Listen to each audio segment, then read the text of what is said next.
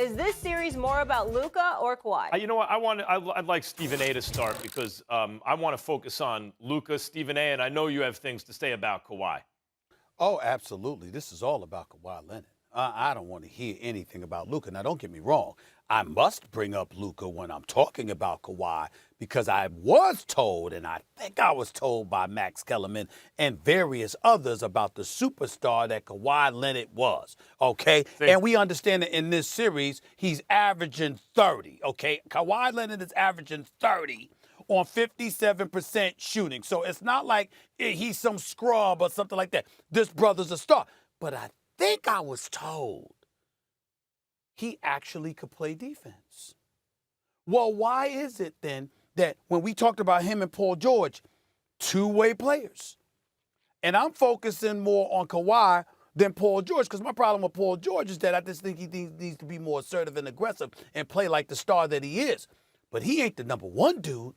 That's supposed to be Kawhi Leonard. And I'm watching Luca Doncic average 35, 9, and 8. I'm going to say that again. 35, 9, and 8 on 47% shooting and 43% shooting from three-point range. Last night in three quarters, he had 40. 40 in three quarters.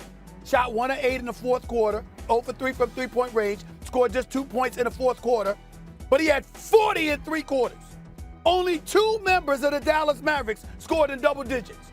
Luca and Tim Hardaway's 20. Porzingis didn't even have nothing but 8 points. And you still lose on your home court? Wasn't the crown dangling from the convertible, Kawhi Leonard? Wasn't you that dude that was coming to claim L.A.? Better question. What would we be saying if this were LeBron James? You'd face the franchise. You're supposed to be the leader. You're supposed to be that dude that everything evolves around. If this were LeBron James, we would be killing him. See, this is moments like this is what LeBron James should use to crystallize as to why he can't stand the media or critics or pundits or whatever. Because this is where we are grotesquely unfair to him. If this were LeBron James, we'd be all over him. 20 points, 7 of 9 shooting, Game 5 at the time of the series, 2-2. Going back to Dallas with a Game 6 on your home court, you can't win. 3 home games, 3 losses. Let me tell you something, Max Kellerman. I think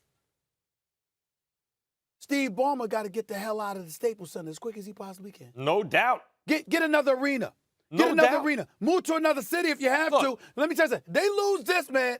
They lose this series. And I give props to Dallas because, see, I didn't pick Dallas to win another game because of that nerve damage in Luca Doncic. I don't know how he did. I'm like, it's nerve damage in the neck. How the hell can you overcome that in 2 days? But he did.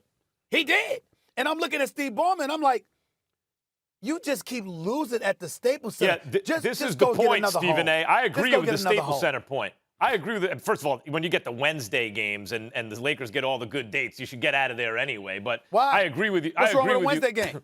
No, I'm saying, like, the Clippers, the dates of Clippers games, at least when I was in L.A., were always like the second-rate games. And the prime Saturday time slot. afternoons. Yeah, like right, that. exactly. But Wednesday night is not a bad night. Yeah, Wednesday That's night's not ESPN bad. night. You're right. Yeah. You're right. Yeah, that's a very good point, Stephen. Yes.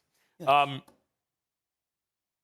I can't debate what you're talking about with Kawhi because Clippers will never flip L.A., but Kawhi had a chance here. Kawhi had a chance here to come at the throne for LeBron in L.A. Kawhi's from L.A., right? You get L.A. behind him, if not the Clippers. If the Lakers get bounced, there's a little crack, there's a little opening, right? He didn't do it. You're right. By the airball, the last shot, I was shocked. But this was not about Kawhi, in fact. What this was about was Luca Doncic. Luca, who dropped 42, 14, and 8 for his third playoff victory on the road in this series against supposedly a great defensive team. Luca Doncic said after the game, I could have been much better late. I made a lot of mistakes, and gave the credit to Dorian Finney-Smith, who wound up, 6 or 8 points, whatever it was, but his overall game. Luca, and this is something people have to understand. Right now, Stephen A., put all the NBA players on a scale. What's their value?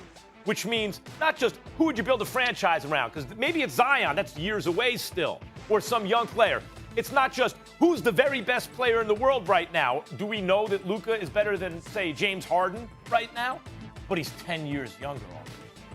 I'm saying add everything up and say if you had to put everyone in a trip, who would get the most in a trade? Who's the most valuable commodity in the NBA? The answer is Luca Doncic, and it's not close. He is 22 years old and can walk into playoff series against defenders like Kawhi and Paul George, and they don't seem to want it with him. As you said, Porzingis, supposed to be his second banana, he don't have it. Every year he's hurt, and he has to get back to where he is, and when he's at his best, he's very good. That's not right now. Tim Hardaway Jr. has been excellent. They have guys like Kleba and Finney Smith who can play, but this is Luca Doncic completely controlling the game and being the best player on the floor. This is about Luca. Nope. Because Luca takes Kawhi off the hook, and I'm not going to let that happen. Here's the deal. Luca's big boying dudes. Luca, Patrick Beverly. You ain't even you're not even in the rotation anymore because Luca's out there and he big boys you. You're just too small for him. Rondo, same thing.